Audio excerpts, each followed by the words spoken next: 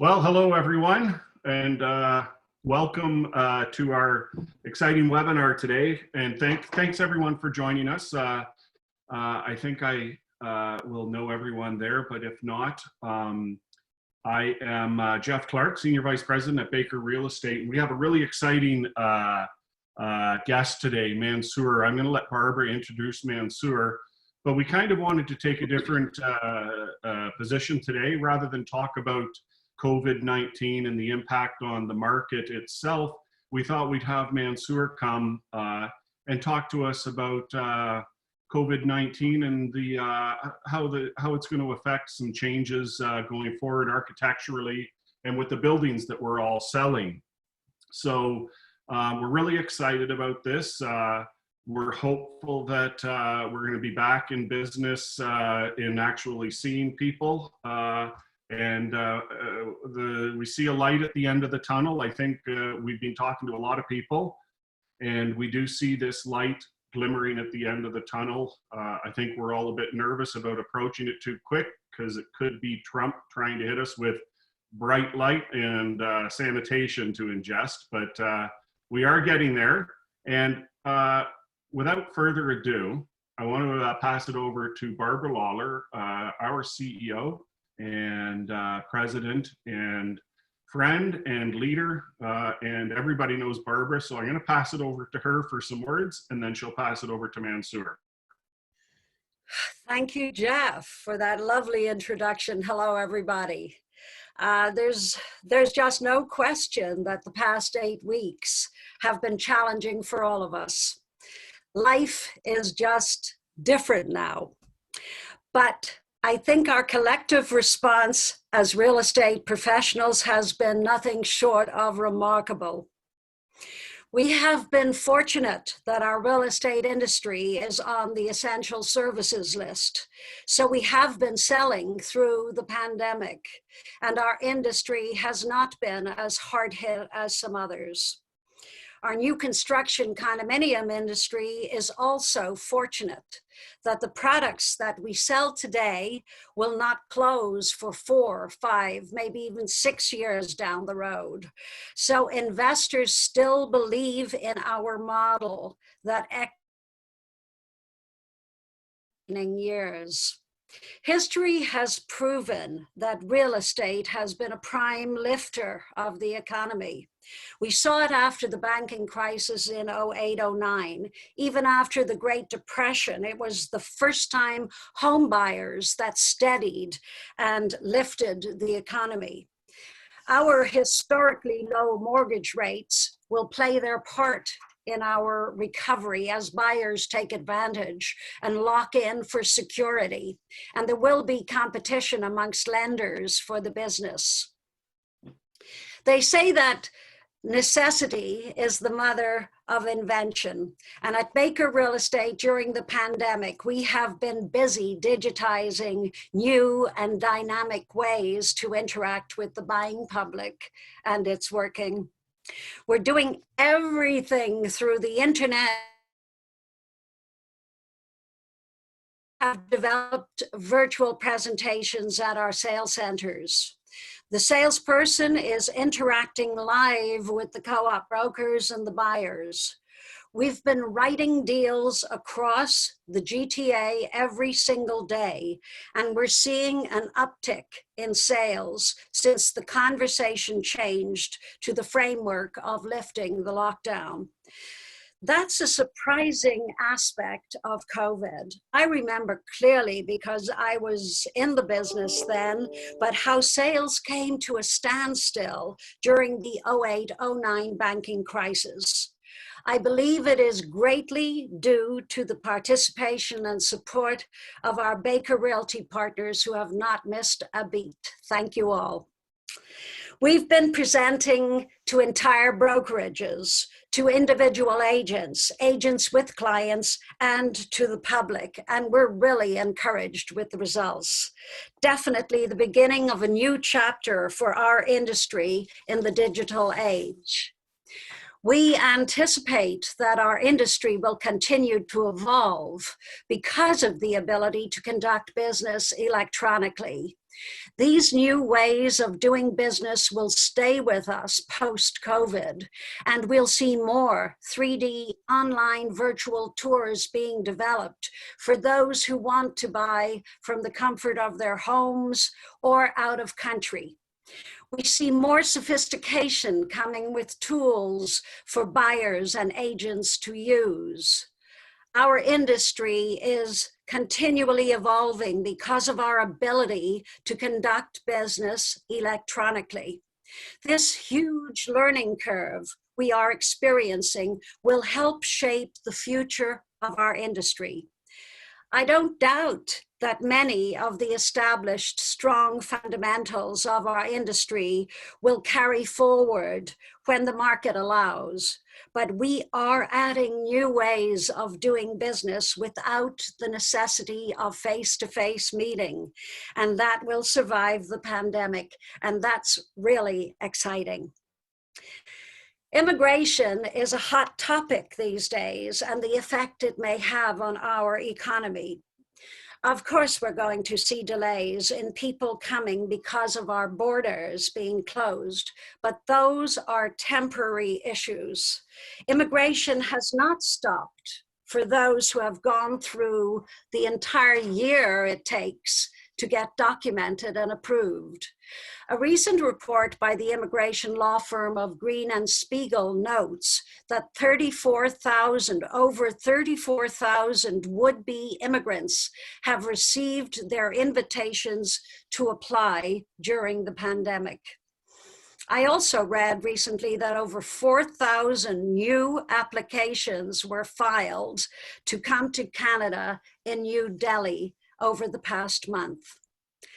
I had a conversation that encouraged me to believe that many of our expats who came rushing home before our borders closed will in fact stay, and many of them will stay because of our healthcare system. We also have been having meetings on Zoom with our partners in Hong Kong, and Hong Kong has fully 10% of their population who have Canadian passports, and many of them are now considering repatriating to Canada. If anything, Canada is a welcoming country, which is in sharp contrast to our neighbors to the south, where a moratorium on immigration went into effect in late April. If anything, we will be even more attractive to future immigrants after COVID because of our healthcare system and the exemplary way we have handled things during COVID. Immigration could well be our ace in the hole in a post-pandemic world. I had a really encouraging conversation with one of our Peerage Realty partners in Colorado, where the governor lifted the lockdown in that state about 2 weeks ago and allowed everybody to go back to work. He showed me the numbers of their MLS system, which skyrocketed in the first 24 hours after lockdown was lifted. And over the past 2 weeks, their sales have recovered to pre-COVID levels, and they are experiencing many multiple offer situations on the lower end, the more affordable end of their product offerings. People are continuing to have real estate conversations around their dining tables. They're making decisions to move, to expand, to move up, to trade down. And this will contribute to the pent-up demand when the green light. These are some of my thoughts from the front line, but today we are delighted to welcome our keynote speaker, who is joining us from the internationally acclaimed architectural firm of IBI. We've had the great pleasure of bringing some of his designs to the marketplace over the years, and Toronto's skyline is all the better for his designs. Mansour Kazarouni is the Global Director of Buildings for IBI Living Plus. I will say that there will be a Q&A after Mansour's presentation, but I can promise you it's going to be a mind-expanding presentation. So over to you, Mansour, and thank you so much for joining us today. It's my pleasure. Good morning, everyone. Barbara and Jeff, thank you so much for inviting me to present at your it's always a delight connecting with both of you and hearing your insightful comments. Barbara, I agree completely that technology has enabled us in terms of the work that we are producing using AR, VR, using digital twins, and a host of other technological innovations in terms of the way we conceive of our buildings and the way we present them, which enables you to, in turn, take it out to potential purchasers in a virtual environment. Thanks to technology, we are fully capable of doing that, and it's kind of in keeping with the theme that we're about to discuss, which is what are the issues that we've confronted in this period have actually been beneficial and good indicators or guides for how we can continue to conduct our business going forward. We are, I'm gonna turn my presentation on, share my screen. Mansour, while you're doing that, I'll just remind everyone that if there are any questions, there's a question and answers button at the bottom. And if you have questions for Mansour or Barbara, if you type your questions in, we'll get to them at the end. Thank you, Jeff. With the COVID-19 pandemic, we have no doubt experienced a global catastrophic event that will redefine human needs in a variety of ways. It will influence the way our cities function and the manner in which we interact with each other in the communities that we design. Changes in lifestyle, work methods, and delivery of services, methods of interaction that we're currently experiencing will not simply disappear with the virus.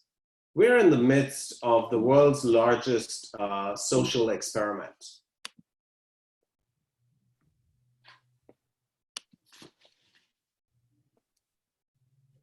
And like most experiments, there will be outcomes that will inform and influence the post-pandemic world.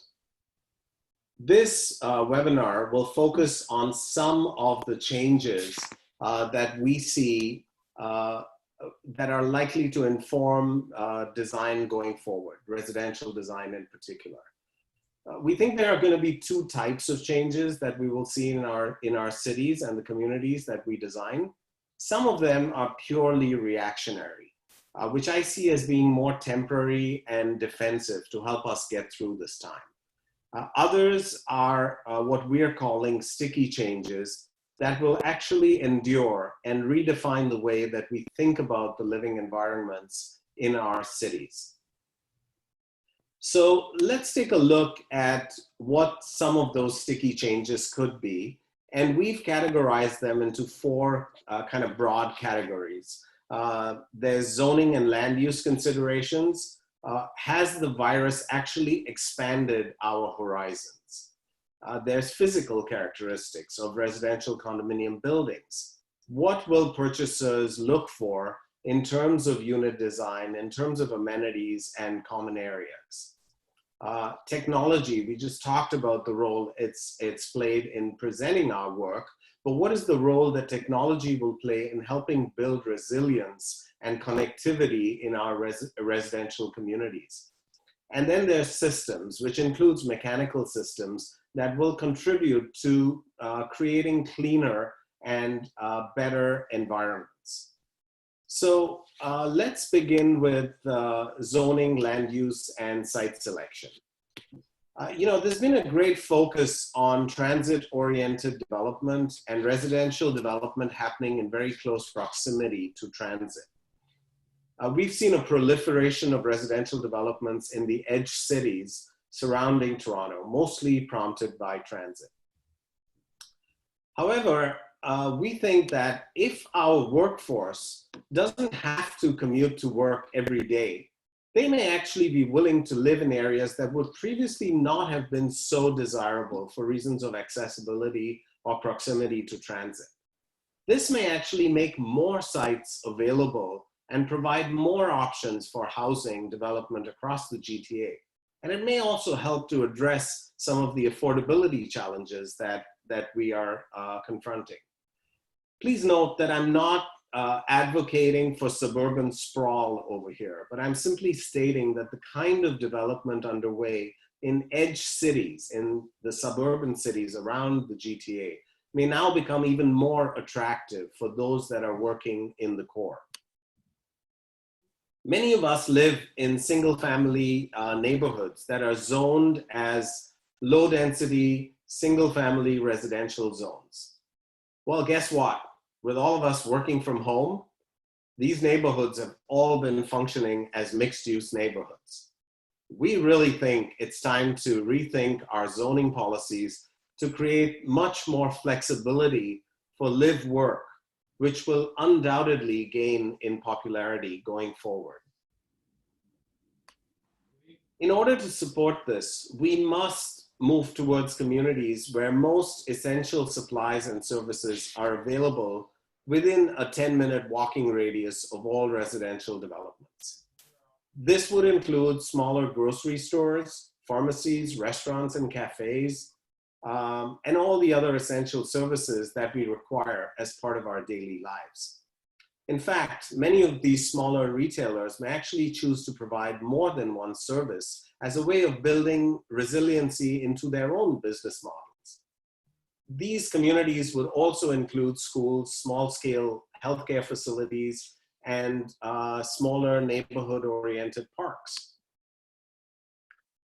Let's look at some of the physical characteristics of residential condominium buildings in terms of what purchasers and investors might look for in terms of unit design, amenities, and common spaces. We think there will be a need to revisit some of our approaches to residential design. Let's start with the entry foyer. Within residential units, we think these entry foyers may somewhat get expanded. They play a different role because they become this intermediary space between the public and the private residential zones. By separating the hallway of these apartment buildings from the living space, we create a contained space that will allow residents to have better control of their living environment. Bed-bath parity is a term that has been bandied about lately and simply means that investors will be looking for as many bathrooms as there are bedrooms in their unit because renters are not likely to want to share bathrooms going forward. The den, that is a token adjunct in a tiny 1- and 2-bedroom apartment, will now serve a very important function of converting into a home office or an isolation space for a couple whose well-being may well be contingent on temporary physical distancing. Flexibility is going to be key in unit design. We can't simply grow the size of our units to accommodate all of these new requirements, so we have to be innovative. Sliding partitions, which will allow us to expand or contract or subdivide space based on our needs. Murphy beds might actually make a comeback, allowing convertibility of space from bedroom to home office. You know, one of the first images that appeared on the internet were some of these images we're seeing right now when this pandemic hit. It was of empty grocery store shelves with people stocking up on everything from toilet paper to flour. Well, if the shelves were empty, where did all that stuff go? Into our homes, of course. We think there will likely be a need for better storage solutions within apartments, whether it's more pantry space or the way we use the locker space within our residential developments for storage of non-perishables. We will need to increase the storage capacity in the units that we design. Maybe self-storage will become an interesting amenity as part of mixed-use developments, as an added function that will be attractive to purchasers. Likewise, we may see an end to the era of 2-foot European appliances. Full-size refrigerators for more storage and full-size cooktops may gain in popularity because people have rediscovered the art of cooking at home. Maybe standalone freezers will become a desirable amenity. We think there will be a proliferation of new resilient materials and finishes that will contribute to creating hygienic environments.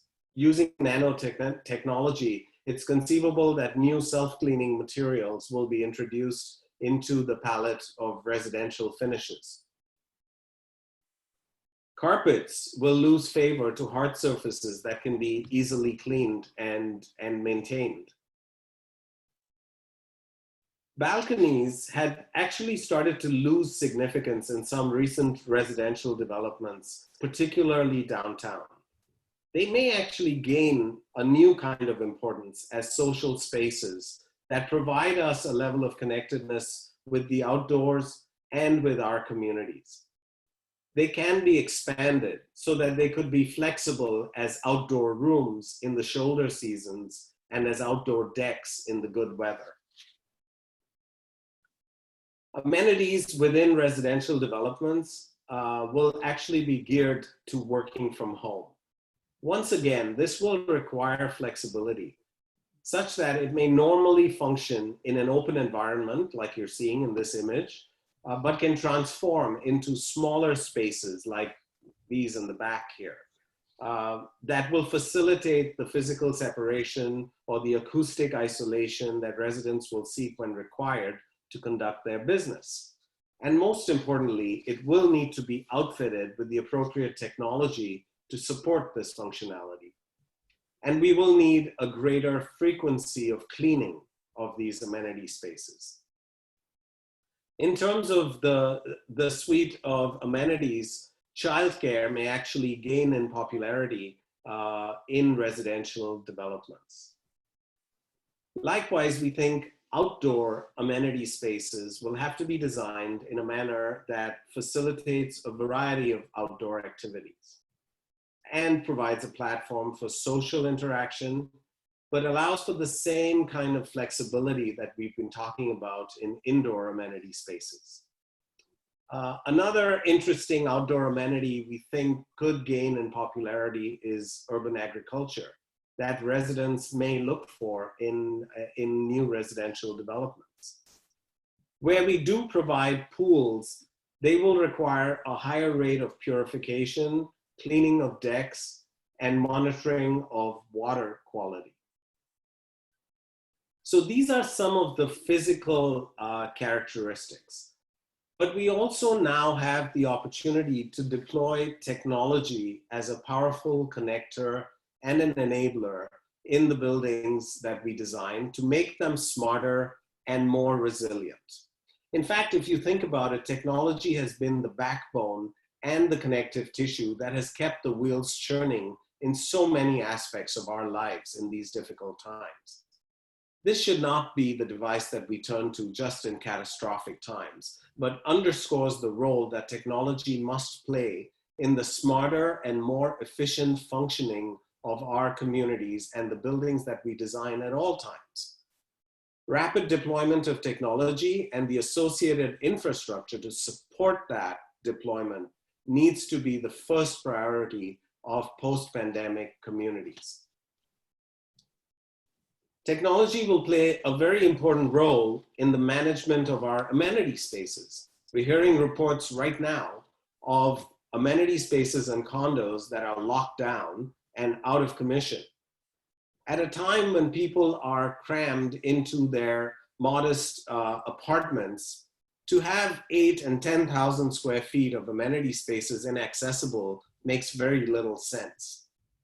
This is primarily because these amenity spaces were so far not designed to facilitate individual booking using technology, physical separation, and the right surfaces and finishes that can be easily cleaned down. All of these are going to become more important going forward.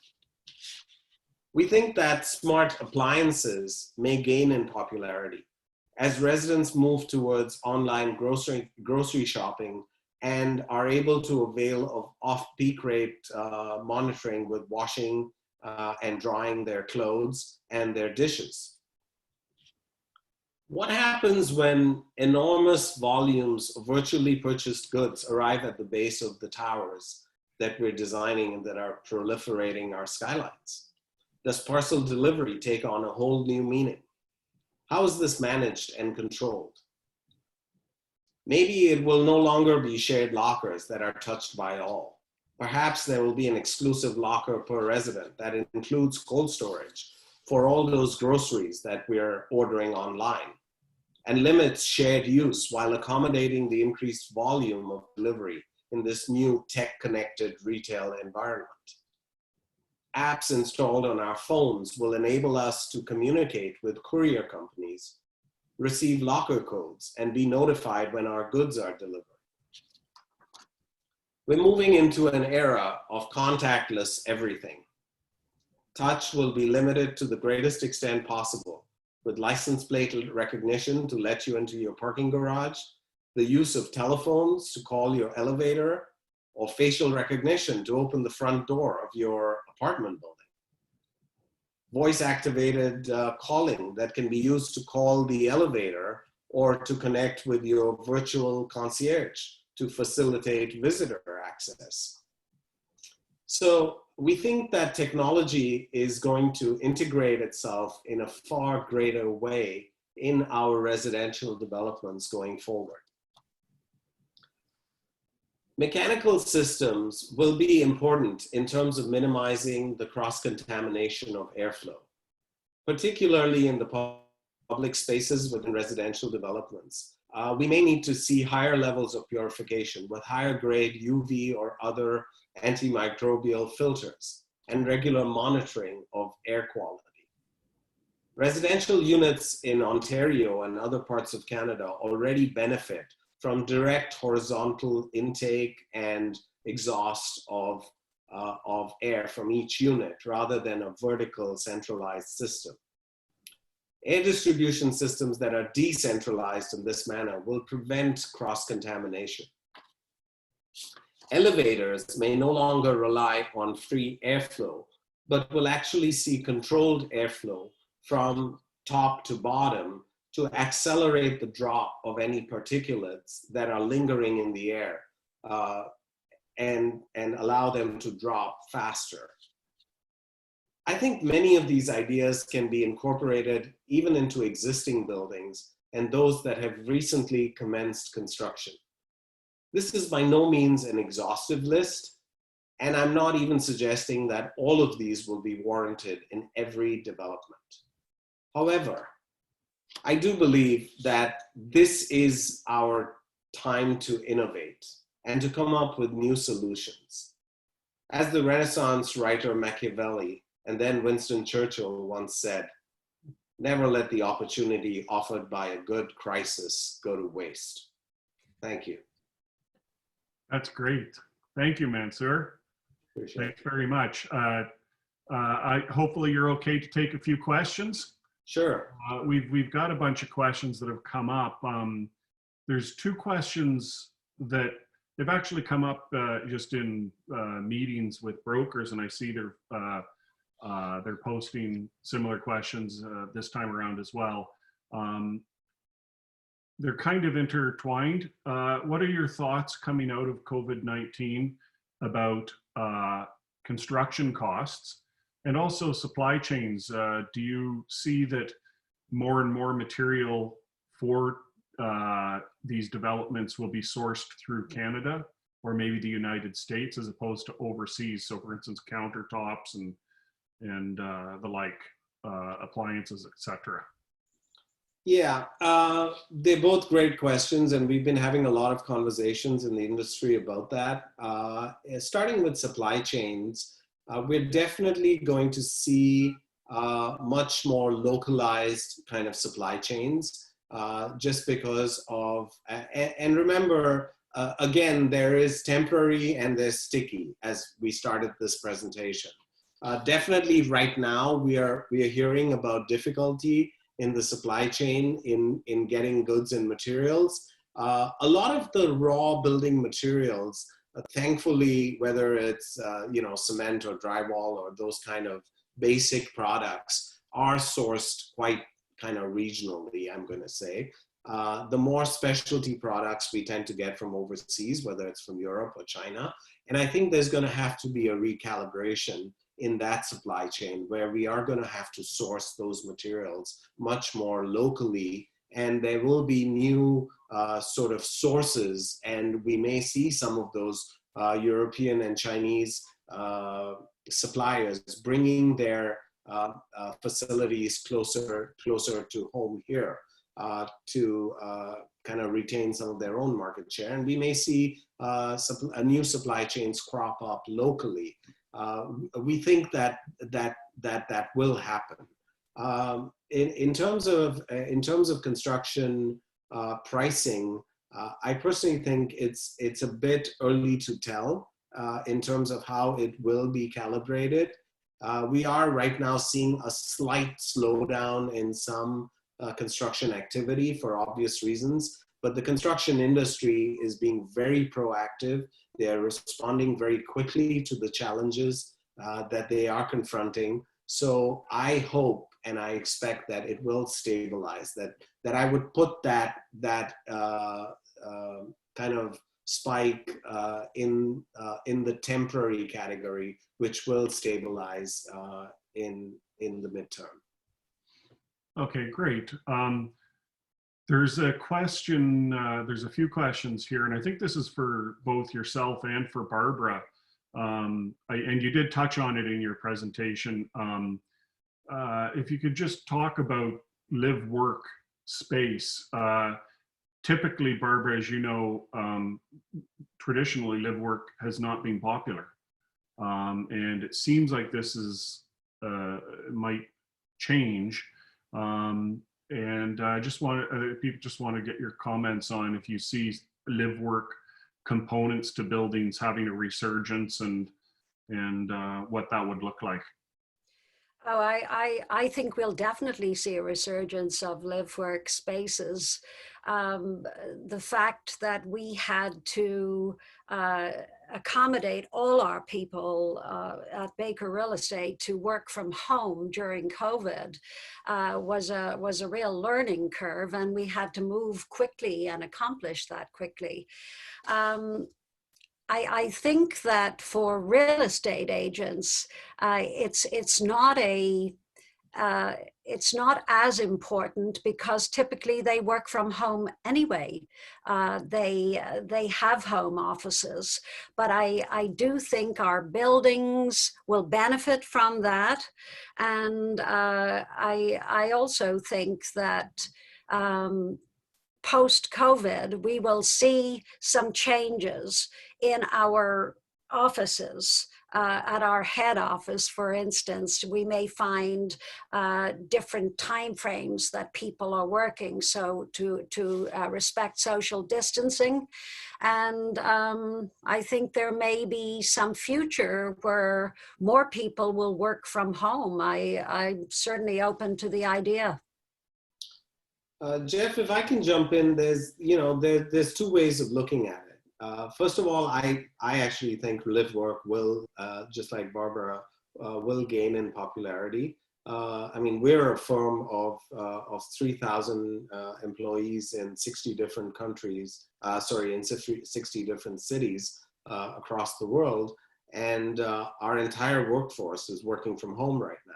And like I said, a lot of these people are working in what are traditionally single-family residential communities that have now all transformed into live-work communities, because that's what's happening. And we are demonstrating that it is effective, that it is working. But to think about live work in its traditional sense, we often encounter situations where we are asked to introduce sort of commercial uses at the base of residential buildings. And sometimes you introduce them in areas where retail traditionally did not work, and that retail may not survive. And, in those instances, to think about live work as a viable option for that commercial use, which kind of fulfills that commercial function, but also brings a residential element to the base of these buildings and makes those spaces at the base of these buildings much more viable, is now a very, very plausible option and opportunity. And so I think live work can take on new meaning in a variety of ways in the buildings that we design going forward. Okay, great. There's another question about will smart homes and integrated electronic features become the standard to accommodate the possibility of people working from home more often? I think that one's to you, Mansoor. Well, I think that they should, frankly. I think we've got to keep pace with technology. We've got to recognize that we've been put into an experiment. We're all in the petri dish right now, and we have to recognize what are the things, the tools that are keeping us going, that are allowing us to function as a society at a time like this. And to have that kind of resilience built into the communities that we design so that we're not reacting. This is not the last virus that's going to hit mankind. There will be other episodes, and if history is to be believed, when malaria hit, malaria translated literally is bad air, malaria. It resulted in some of the greatest and best known parks in the world, which was a reaction to clean the air because there was bad air. And look what we got. Our cities got these incredible open spaces. The cholera outbreak resulted in sewer systems being invented and contained. And then, pedestrian promenades above those below grade services. And frankly, those were the responses to those pandemics or episodes that hit those times that improved our cities, that improved the quality of our lives, and made us as communities more resilient. Well, I think technology is the response of our time, and it is what's going to make us more resilient as communities going forward. Okay, when you talk about technology, there is a question here from Sam talking about the implementation of all this technology, the expenses related to it and its impact on our square foot prices. And I think just before I pass it over to you, Mansoor, I mean, we were talking last night, Barbara, yourself and me, about this, and it seemed that much of what you're talking about are tweaks to the system, yes. Tweaks as opposed to massive overhauls. So my take on from what you were talking last night is it's not going to have too much of an impact. It's just embracing technology. But I'll pass that over to you in terms of how you think this would affect pricing. To me or to Barbara? No, to yourself, Mansoor. Okay, thank you. So look, I think you're absolutely right, Jeff. I think that these are not radical changes. We're not creating those big, huge parks and sewer systems and, you know, physical infrastructure that involves enormous amounts of capital investment. We're talking about technology that already exists in most of our homes, and kind of adapting that technology to integrate some of the functionality that I demonstrated earlier. I think that in some developments that have already taken place, certainly in Toronto, we have seen creative and innovative ways of containing costs so that they don't hurt purchasers and investors, and get integrated into some of the services that are already being provided by technology service providers. So I think that there will be ways to create models, financial models, that don't hurt investors and purchasers and residents, and frankly, enable them to avail of these technologies. Can I just add something about price, Jeff? Because you mentioned price and dollar per foot, and it's not about the technology and the effect it would have on price, but we have been selling surprisingly well across the GTA throughout the COVID. And I can genuinely say that not a single development has discounted on price. And as we prepare to come into the marketplace with new products starting in June, I know that our price is going to be set at what it was intended to be set at prior to COVID. So price is a very interesting question. I know that after 08, 09, the banking crisis, there was definitely anticipation that there would be discount in prices, and it just didn't happen. I know that many of our biggest developers have already met their construction thresholds, so they have no reason to discount their prices. So it's price is definitely a question of the moment, but I certainly believe we're going to hold. Yeah, and actually that dovetails nicely, Barbie. You're exactly right. None of the developers we're working with have even had a second of a conversation about adjusting prices, so prices have held. And there's actually a question that is for you, Barbara, in terms of what your outlook is for the summer and the fall in terms of new launches.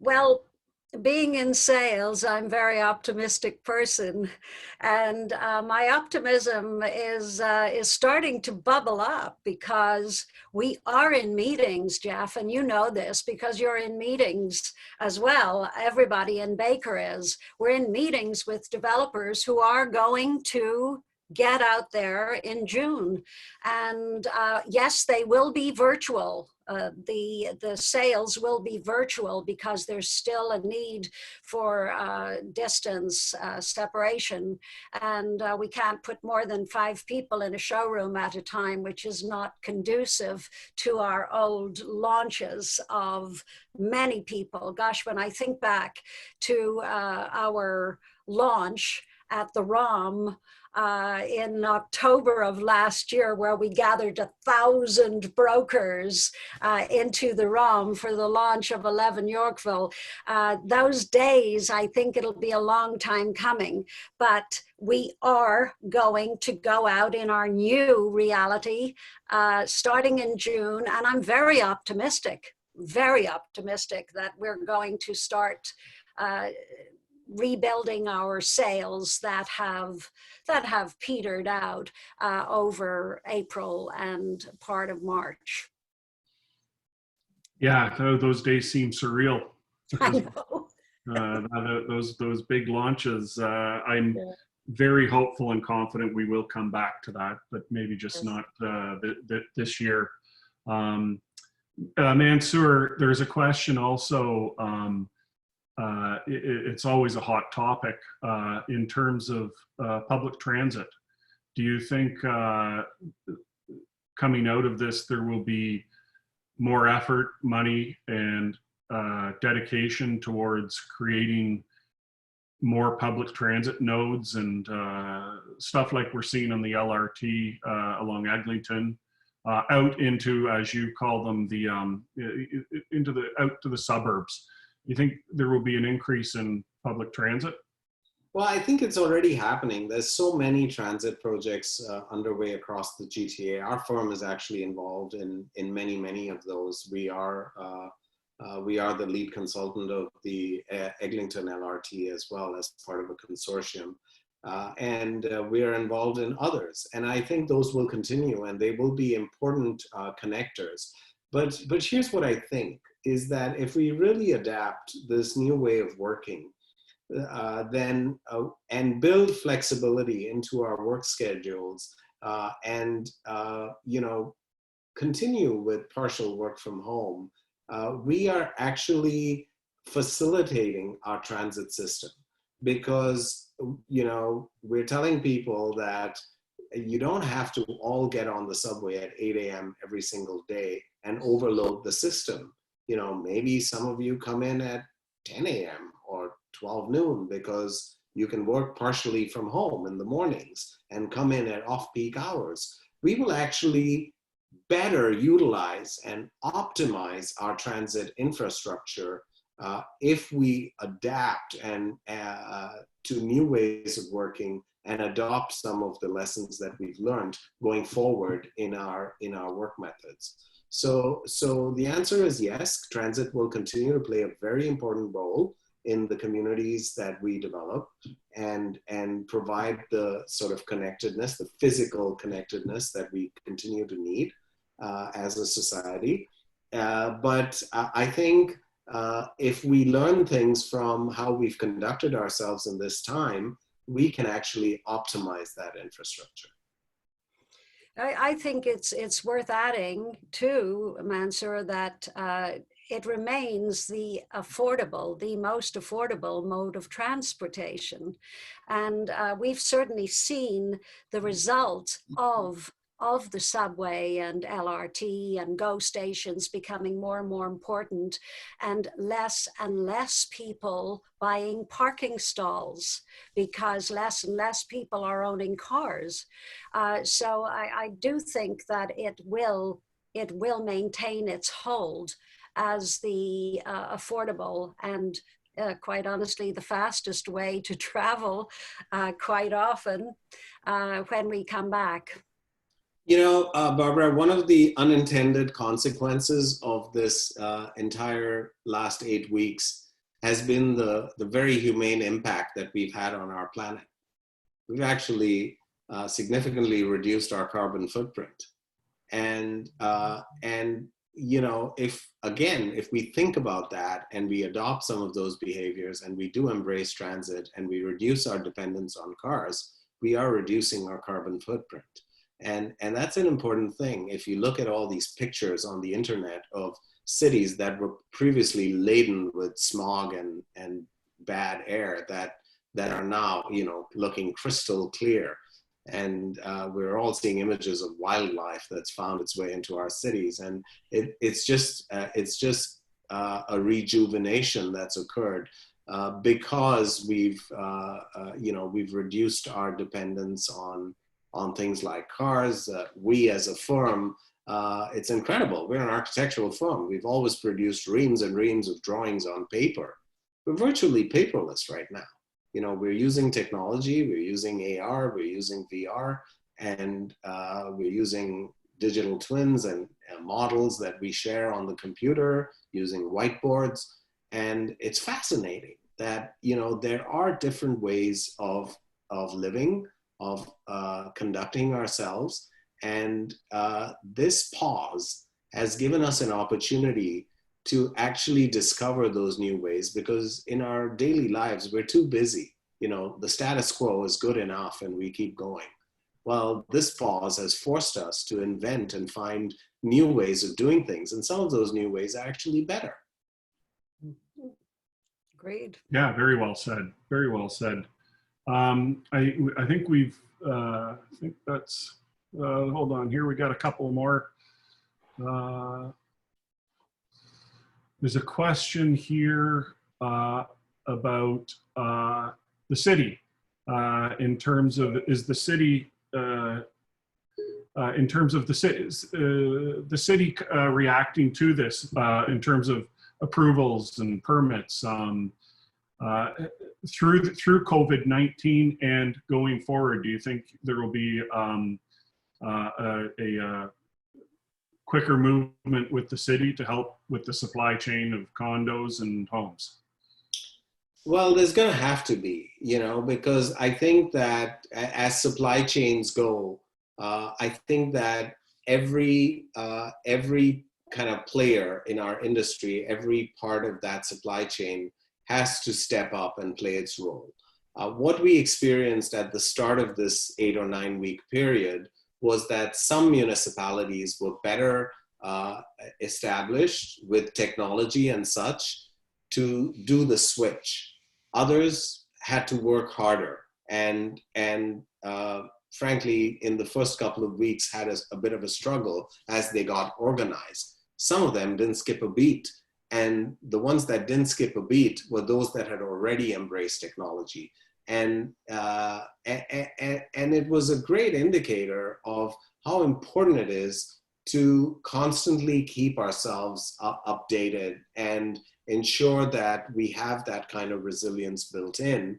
And I think it's a lesson that every single one of us has learned, including the cities and the approval authorities, etc. We've had great success. We continue to have meetings every single day with the city. We use WebEx and Zoom and Teams, and depending on which municipality we are dealing with, but they're all open for business. They're all supporting us. They're processing applications. There was a period when there were certain things that were not happening. There are still certain things that are not happening in terms of brand new applications, which will come back on stream very quickly, we're confident. And I think they will be supportive and recognize the importance of the role they play in keeping things moving. All right. If I can just say, Yeah. Mansoor, that's so important and so great to hear, because we were in a demand exceeding supply marketplace pre-COVID, and our supply has been dwindling. And if there is caution about coming back into the market with the new buildings that were to be launched, we're going to see supply dwindle even more. So we do need those approvals and those the zoning approvals and the building approvals coming out faster. It's very important, Barbara, and we recognize that right at the outset going in. And I'll tell you, in some other provinces where we operate and we have offices, we actually reached out to smaller municipalities that weren't fully tech enabled. And we offered to support them. And we said, look, let us help you.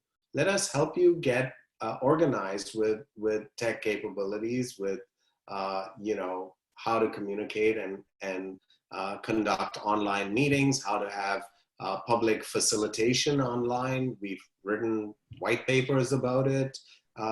Certainly as an industry, it's really important that we rally together and provide each other the tools and the resources that we each have at our disposal to ensure that we can all continue to be effective and keep things moving. That's good. So I have one last question. It's probably a question for the both of you, and I think it'll be of particular interest to our brokerage community online here. And it's do you see that the popularity of slightly larger units will gain momentum through all of this? I'll go first, Mansoor. I think people would love to see larger units, but it always is balanced with the question of affordability. So I think the innovations that Mansour spoke about earlier of using spaces more efficiently and having ways of sliding doors that will separate rooms and allow for bigger usage in the spaces that we can sell at prices that remain affordable to the many, I think probably is the reality. There's a definite love of big, gracious spaces, but whether they can be affordable prices remains to be seen. Mm-hmm. I agree, Barbara, and I think that diversity will be the key, and the site selection might become, one of the early things that I spoke about, might become an area where we could address some of those affordability challenges and perhaps be able to kind of provide slightly larger units. But I think that the key is going to be the innovation. It's going to be the flexibility. It's going to be the adaptability of space. Whether it's Murphy beds or those partitions that compress and expand to create space when you need it and enclose space when you need it. I think those kinds of creative ways of thinking of optimizing the current scale of units that we design is going to be key. Optimization is going to become a key word going forward in everything that we do. Yeah, it reminds me of, and Barbara, you will remember this, we've had a number of projects where the thought was to create sliding doors that would close the entire kitchen surface off and then open it back up when you need it and close it off when you're working. And I think innovations like that might start to see a resurgence as well. Yes. I want to be mindful of everybody's time. So I think this was really fantastic, Mansour. It was great to sort of hear your insight. It's been fantastic working with you through the years. And for everybody online, we did record this webinar, so it's available. We'll be sending it out with a link to the full webinar. And if there are any questions that we've missed, if you want to email them in, we'll certainly pass them on to Mansour.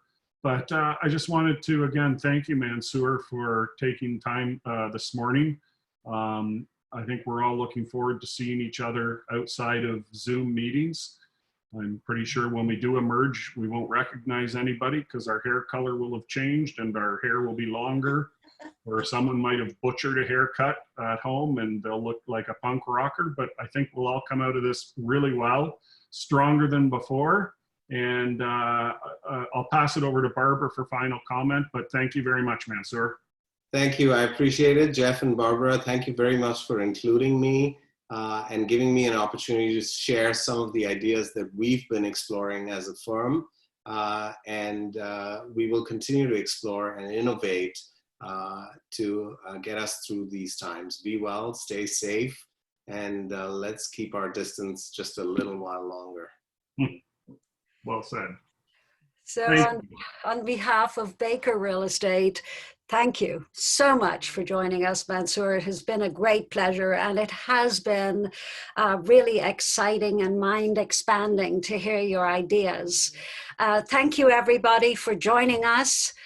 We appreciate it. We know all of you, and we look forward to engaging with you in our new virtual reality over the next few weeks with new products. Thanks so much for coming out today and listening. Thank you. Thank you.